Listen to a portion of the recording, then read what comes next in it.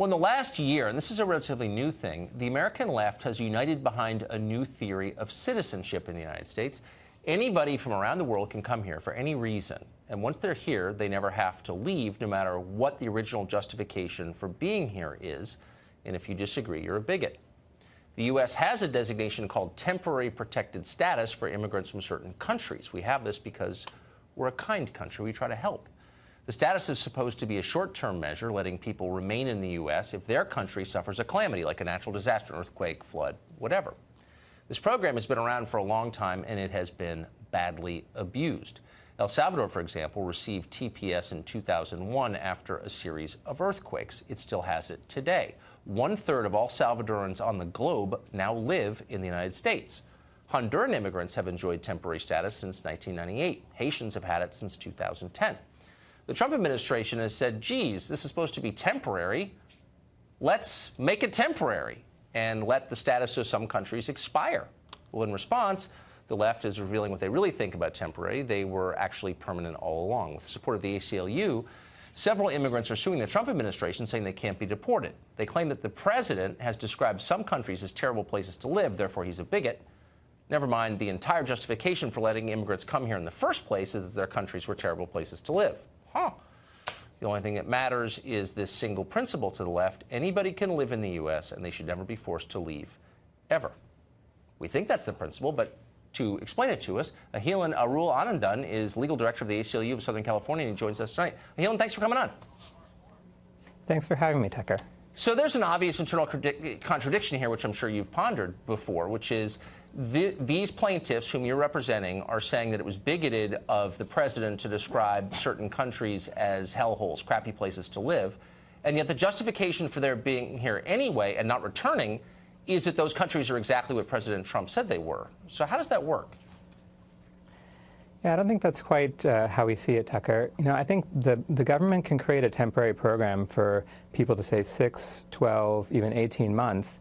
But these are countries where people have been lawfully residing here under this U.S. program for almost 20 years, in some cases more than 20 years. And all we're saying is that when the government then wants to change the program and take away their status, tear apart their families, their U.S. citizen children who've been here or in high school, it has to have a very good reason to do that.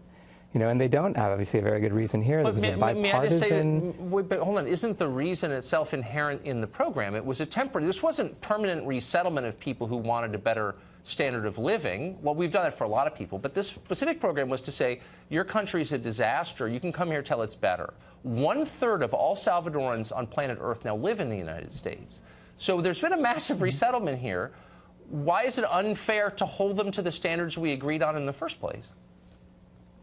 Well, two things, Tucker. You know, first, it's not a question of whether or not you can have a good reason to terminate it. It's the question is, did the government actually have such a reason here? Right, so we know that there was a bipartisan proposal, Republicans and Democrats, that proposed to the president granting permanent residence to these people because they've lived here so long, and he rejected that in this meeting where he made this comment that, I don't know if I'm allowed to say this, that well, don't, I mean, everyone knows what, but hold on, that's not but relevant, actually, because none of that became law. So he had a conversation with someone. It didn't go through the Congress. No executive orders were issued. So it's not really material to the statutes on the book now, which describe a temporary program, and you're saying that it can't be temporary because why? No, it definitely can be temporary, Tucker. Our point is this: once it's happened for a long time, right? So, and some of our plaintiffs are not just immigrants, right? There's like the 14-year-old high school student born and raised in Northern California who's studying government, who's studying the Constitution, you know, who knows that the Due Process Clause protects persons and not just citizens. She now has to either leave the only country that she's ever known to go live with her parents in El Salvador, or her family has to be broken apart. There's 100,000 other children in the same position. I mean, look, you're not going to surprise me with stories about people suffering, because a lot of people are suffering, including millions of American citizens, and I feel sorry for all of them, immigrant and American alike. That's not really the question. The question is, what's the best for the country? But the question, also unresolved, which you have not yet answered, is, are they saying either that it was racist to describe their home countries as terrible places, or are they saying that their home countries are terrible places and that's why they can't go back? You can't really say both, can you?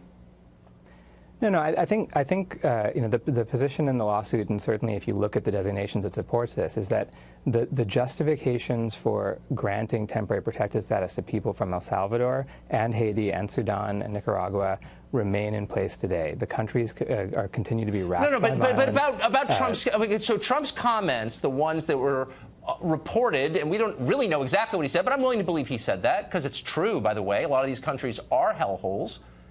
Are you taking issue with that? Are you saying that it's wrong to call Haiti a hellhole, but no one here from Haiti can be returned to Haiti because it's a hellhole? I mean, will you just engage with that core thing? Right. Yeah. No, Tucker. You know that the president is reported to have said is that we don't want people from these asshole countries. Right. And so it was an expression of animus against them. And it's not the only statement. I mean, the president has made many statements about, you know, everybody from Haiti has AIDS. You know, I don't want to go through them all, but a number of really derogatory statements against people from these countries. Who cares? Why is that relevant? Look, we just engaged with this fact. 1/3 of all Salvadorans in the world live in the United States. So it's not like we have special animus towards Salvadorans. 1/3 of their entire population lives here. It's kind of hard to argue that we're racist against Salvadorans, isn't it? No, it's not about in fact, America is not, as a whole, racist against it. And we have a long history of people from China after Tiananmen Square, from Hungary back in the 50s and 60s after the problems there, people obviously from Central America as well, that we have allowed welcome to this country because of the problems that are existing in those countries. But and the problem 20 here years is not people temporary. want to do.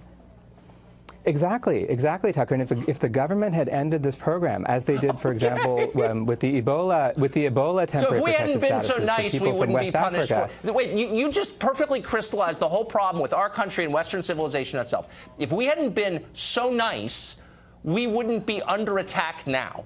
We're being sued because we made the mistake of being kind to immigrants. That's what you're arguing.